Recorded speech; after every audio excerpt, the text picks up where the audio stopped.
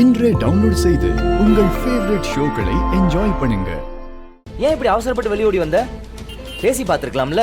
டேய், இனி பேச என்னடா இருக்கு? அதான் அவர் தெளிவா சொல்லிட்டார்ல, என் பேர்ல லோன்லாம் கிடைக்காதுடா, பாத்துக்கலாம் வா.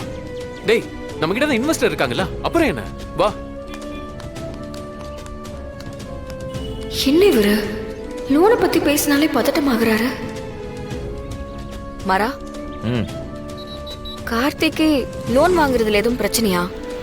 ஏன் இல்ல, நாம லோனை பத்தி பேச ஆரம்பிச்சதுல இருந்து இந்த நிமிஷம் வரைக்கும் பதட்டமாவே இருக்காரு. அந்த பேச்சு எடுத்தாலே பேனிக் ஆகுறாரு.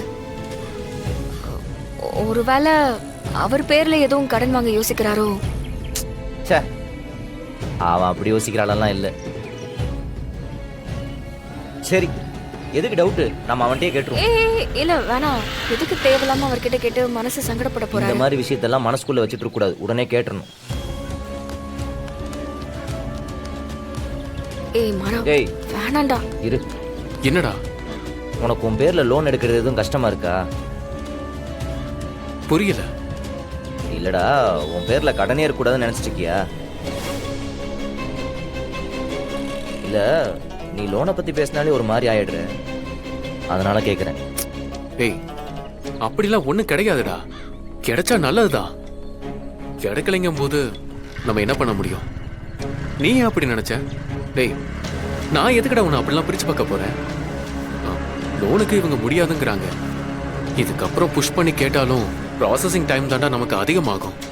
டேய், தீபாவளிக்குள்ள ஏதாவது ஒரு வகையில சரக்கெல்லாம் எடுத்து கடையை நல்லா டெவலப் பண்ணோம்னா நல்ல வியாபாரம் பார்க்கலாம்டா. நமக்கு தான் இன்வெஸ்ட் பண்ண ஆள் இருக்கும்போது நம்ம ஏன் வெளியில எல்லாம் அலையணும்? அதனால தான் சொன்னேன், வேற ஒண்ணுமே கிடையாது. டேய் மாறா, எனக்காக நீ எவ்வளவு பண்ணிருக்க, உனக்காக நான் இது கூட பண்ண மாட்டேனா? டேய், நீ எதுவுமே பண்ணலனாலும் என்னோட தம்பிடா. கார்த்தி, சாரி, தப்பா எடுத்துக்காதீங்க. எதுக்கு? இல்ல கார்த்தி, நான் தான் தப்பா யோசிச்சுட்டேன்.